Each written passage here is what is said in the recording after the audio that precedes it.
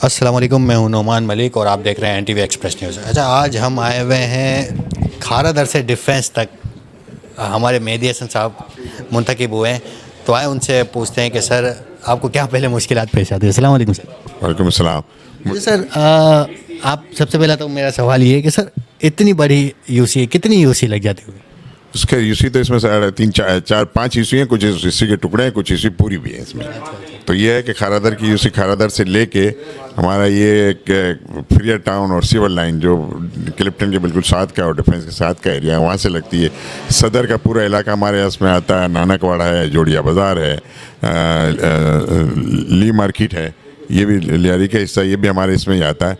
कुछ फिर आगे जाके मीठा दर है, ये ककरी ग्राउंड के जो सामने वाला हिस्सा है, ये भी हमारे इसी में आता है। फिर आगे जाएंगे तो अपना ये कैपिटी वाला एरिया है, वो भी इसी में आता है। सारा टावर तक सारा इसी में, ये हमारे इसमें इसी में आता है। अच्छा सर, मैंने सुना आप 3 मरतबा मुंतखब हुए और तीनों मरतबा जीते सर, तो सर इसकी वजह सर? बिस्मिल्लाह, मैं 3 दफ़ा मैं इलेक्ट हुआ हूँ क्लिफ्टन कैंटोनमेंट बोर्ड में। तो तीनों दफ़ा या माशाल्लाह जितने भी दफ़ा मैं इलेक्शन में जीता हूँ, माशाल्लाह जमात इस्लामी और हमारे सब साथी मिल के काम करते हैं। तो हमारे काम की नौयत पे लोग वोट देते हैं। तो माशाल्लाह से हमने काम किया तो हमको लोग वोट देते रहते हैं। बड़ी मुश्किल कंपटीशन भी थी, फिर भी माशाल्लाह हम लोगों ने वहाँ से विन किए। जी सर, ये होता है कि आप यहाँ कराची से बाहर चले जाए ना, कराची से बाहर लाहौर, पेशावर, कहीं भी चले जाए ना, वो काम की बुनियाद पे दिया जाता है वोट ना, कि किसने बेहतर काम करा। यहाँ पे लोग ज़बरदस्ती ले जाते हैं सर, या तो ये कर लेते हैं कि वोट पे पैसे रख देते हैं सर। इस बारे में क्या कहेंगे? मैं देखो इंशाल्लाह पहले जैसे लेते रहे ज़बरदस्ती, वो इंशाल्लाह इस दफ़ा नहीं होगा। पहले कौमियत की बुनियाद पे या मज़हब की बुनियाद पे वोट पड़ता था।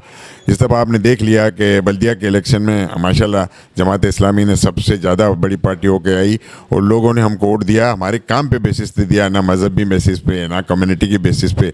सिर्फ और सिर्फ हमको जो वोट मिला है काम पे मिला है। और इंशाल्लाह आइंदा भी हम आएंगे तो काम करके दिखाएंगे। एजुकेशन में, इसमें मेडिकल में हमारा जो प्रोग्राम है, सबसे ज़्यादा हमारे दो ध्यान एजुकेशन और मेंटेनेंस पर काम करेंगे। जो लोगों को सबसे ज़्यादा परेशानी भी है और एक्सपेंसिव भी है, उस पर हम काम करना चाहते हैं कि आवाम को इसका फ़ायदा पहुँचे। जी सर, एजुकेशन पे क्या मतलब क्या आपका वो क्या मौक़िफ़ है कि एजुकेशन पे क्या वो होना चाहिए? मतलब एजुकेशन एक माफिया भी बन गया, अब बिज़नेस हो गया है। जैसे कोई गरीब बंदा अगर 15,000 रुपये की सैलरी है तो उसके 5,000 रुपये उसके बच्चों की फ़ीस या स्कूल में जाते हैं, फिर उसके घर का किराया, फिर के इलेक्ट्रिक माफिया अलग। तो इस हवाले से आपका क्या रुझान है? तो एजुकेशन में आपने देखा होगा, जैसे दिल्ली में एजुकेशन उन्होंने किया है, आपने देखा दिल्ली के मेयर ने कि उन्होंने सरकारी स्कूल का इतना अच्छा स्टैंडर्ड बना दिया। और देखो हमारे यहाँ तो पैसे सारे ये सरकारी स्कूल का सरकारी स्कूल का स्टैंडर्ड बढ़ा दिया। उसमें किसने बढ़ाया? हाँ, तो उन्होंने बना दिया इसके लिए, मतलब वहाँ की जो दिल्ली की गवर्नमेंट है। तो हम भी यही चाहते हैं।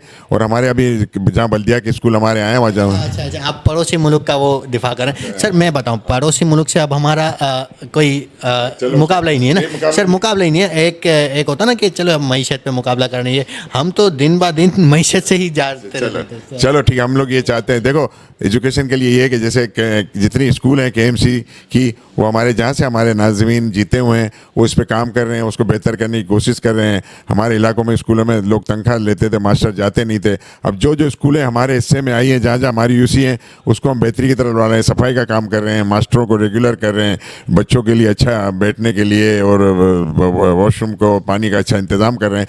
तो इंशाल्लाह अगर जो पूरे सिंध में आए और पूरे पाकिस्तान में हम आएंगे तो हमारा टारगेट है कि एजुकेशन पे ज़्यादा ध्यान देंगे ताकि गरीब आवाम को सरकारी स्कूलों से तालीम मिल सके।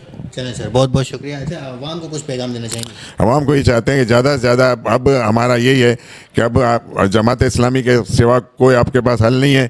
आप जमात इस्लामी की जाओगे जिसमें करप्शन नहीं है और जिसने हद रखा अपना काम करके। नेमतुल्लाह खान के ज़माने में, अफगानी साहब के ज़माने में हमने जो काम किया है वो काम आपके सामने है। हम अपने काम की बुनियाद पर वोट लेना चाहते हैं और इंशाल्लाह आइंदा भी आएंगे तो हमारे काम को देख के लोग वोट देंगे।